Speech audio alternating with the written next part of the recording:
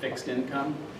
And what that means is it's another type of an investment, but what a bond is, like the difference between a stock and a bond is a stock you're taking an equity position, meaning that you own it, okay?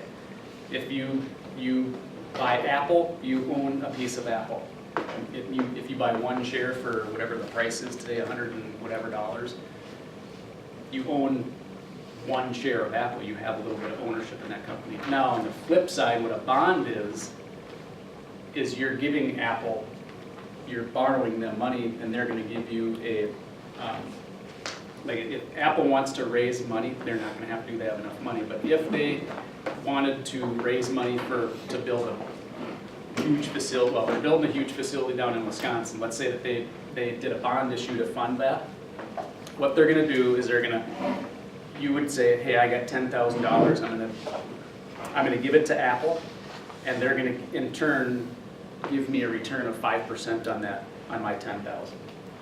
So it's basically, you're loaning the company your money for them as a promise to give you X% back.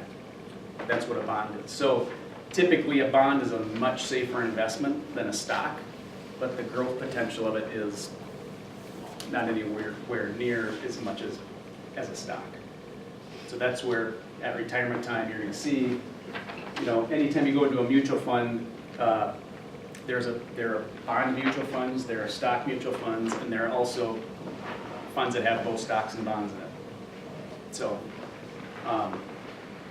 so if you were to go into retirement, typically what you're going to have is probably about 70% in bonds and 30% in stocks.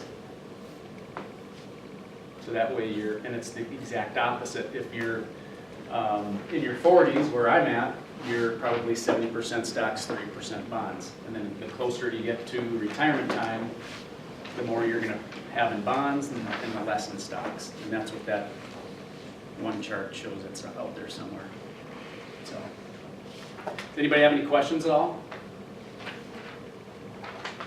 So with like that one, Yep. having that many different stocks, is that normal, or is that Yep. like?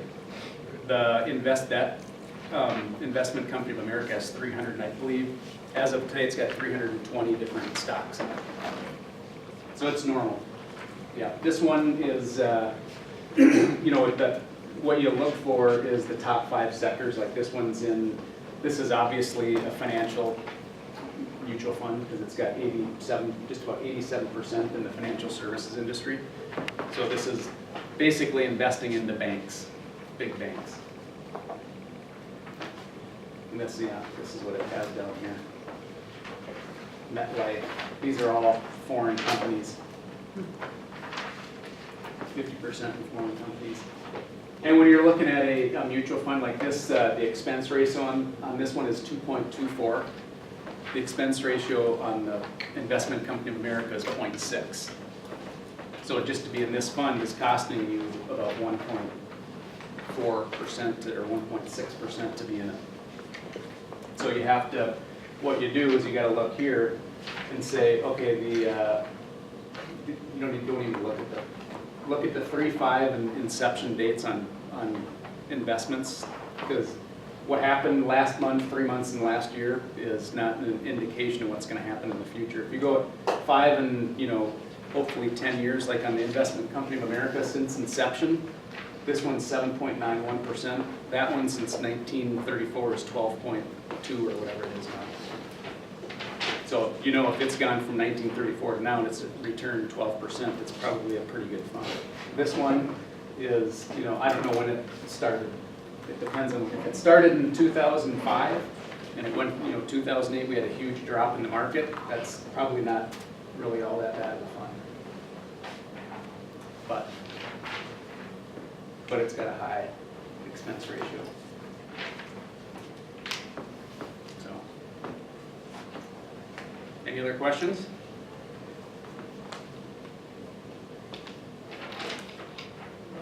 Yeah. How often do managers change what's inside of a fund? This is the portfolio turnover. Okay. This one has 26%. So basically what that means is from 12/31 to 12, or January 1st to 12/31, there's 26% of the stocks and the funds in the fund changed over. Anytime you get over 40%, that's kind of high. But that's usually what you'll see in a small, like a large company or a financial sector. The portfolio turnovers are usually a lot less. But that's where you see, and then, I don't know, you probably get on all mutual funds do an annual report, which you'll probably be able to see what they bought and sold and all that good stuff.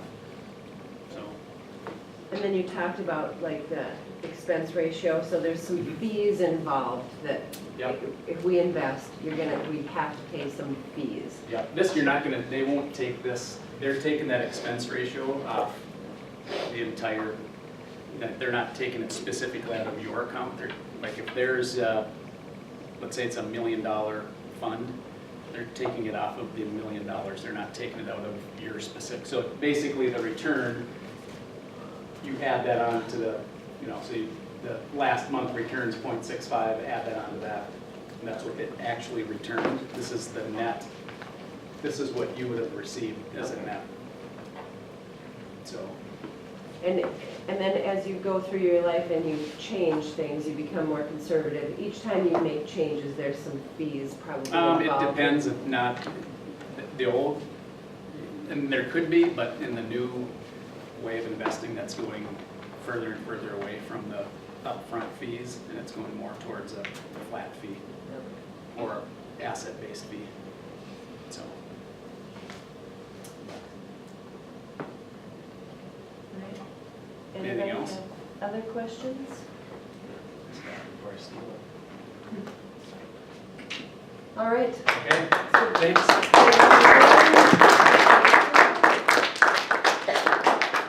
Are we at the test?